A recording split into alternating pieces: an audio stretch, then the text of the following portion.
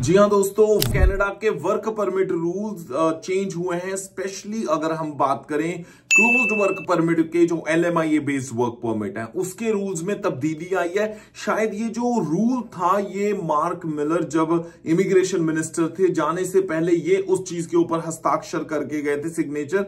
पर जैसे कि हर पॉलिसी को 12 हफ्ते का टाइम लगता है बन के लोगों तक पहुंचने में, तो अब कनाडा में जो LMIA बेस्ड वर्क परमिट है उसमें रूल्स की फेरबदल हुई है, चेंजेस आए हैं। क्या है वो चेंजेस, अगर आप जानना चाहते हैं तो हमारे साथ देखिए आज की ये वीडियो।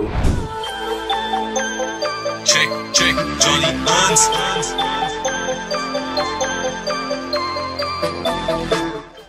जी हाँ दोस्तों, नमस्कार, आदाब, सत श्री अकाल, बहुत बहुत वेलकम है आज की इस वीडियो में। और आज की इस वीडियो में मैं बात करने वाला हूं कि कनाडा इमिग्रेशन ने LMIA बेस्ड जो वर्क परमिट है उसमें तब्दीलियां की हैं। पहले क्या होता था, जो LMIA बेस्ड वर्क परमिट है उसमें अगर आपके पास ये वर्क परमिट है तो आप उसी एम्प्लॉयर के साथ काम कर सकते हो जिस एम्प्लॉयर का नाम आपके वर्क परमिट पे है या जिस वर्क एम्प्लॉयर के काम से रिलेटेड वर्क परमिट इशू हुआ है।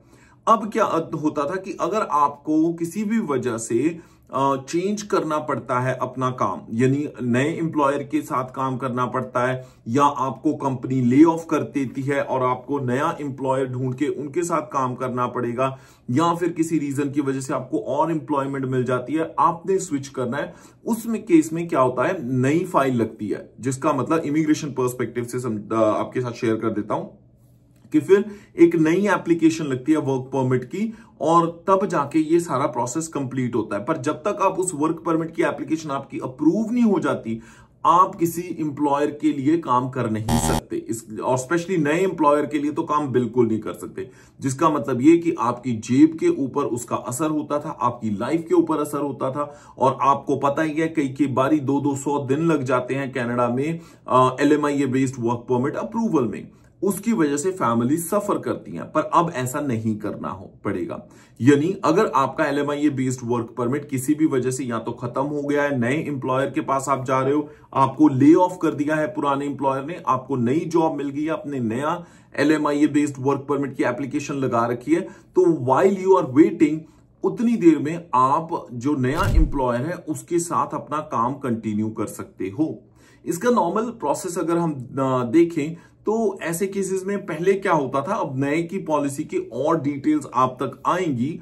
जैसे ही हमारे पास और डिटेल्स आई हम आपके साथ शेयर कर देंगे। पहले क्या होता था कि भाई आपको वेब फॉर्म भरना पड़ता है, वेब फॉर्म के थ्रू आपको एक कॉन्फर्मेशन नंबर भेजा जाता है और इंटरिम वर्क परमिट इशू कर दिया जाता है। मतलब in the mean time work permit issue कर दिया जाता है ताकि आप अपना काम कंटिन्यू करें, काम पे असर ना हो और आपकी जो आपके एक्सपेंसेस हैं वो भी मीट होते रहें जब तक आपकी नई जो एप्लीकेशन डली हुई है उसका डिसीजन नहीं आ जाता। बट अब ये है कि इस रूल के बाद आप काम कर पाओगे अगर आपके स्पाउस जो हैं वो भी काम कर सकते हैं while you guys are waiting for the decision on your work permit file.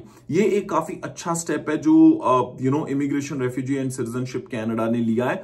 But उसके साथ साथ मैं बता दूं आने वाले टाइम में एक और वीडियो आपके साथ बहुत जल्दी शेयर करूंगा कि कैसे अगर आप विद इन कनाडा है तो टूरिस्ट वीजे से आप जो वर्क वीजा में उसको कन्वर्ट कैसे कर सकते हो। अगर आपको वो भी जानना है या कोई और ऐसे क्वेश्चंस हैं जो आप जानना चाहते हैं या फिर चाहते हैं कि हम उनके ऊपर वीडियो बना के आप तक लेके आए, तो प्लीज कमेंट सेक्शन में कमेंट्स छोड़ना मत भूलिएगा। उसी के साथ अगर आपकी फाइल कितनी बार भी कनाडा की रिफ्यूज हुई है, tourist visa, student visa, work visa, PR, या फिर आपसे एडिशनल डॉक्यूमेंट्स की रिक्वेस्ट कर ली है, या फिर आप RCIP, francophone community immigration program जैसे प्रोग्राम्स के थ्रू अपनी home country India, Pakistan, Dubai, जहां पे भी आप हैं वहां से सीधा पूरी की पूरी फैमिली के साथ आप कनाडा में परमानेंट रेजिडेंट के तौर पे मूव करना चाहते हो, तो आप हमें कांटेक्ट कर सकते हो। हमारी ईमेल आईडी है apply@studyBuddyCanada.com।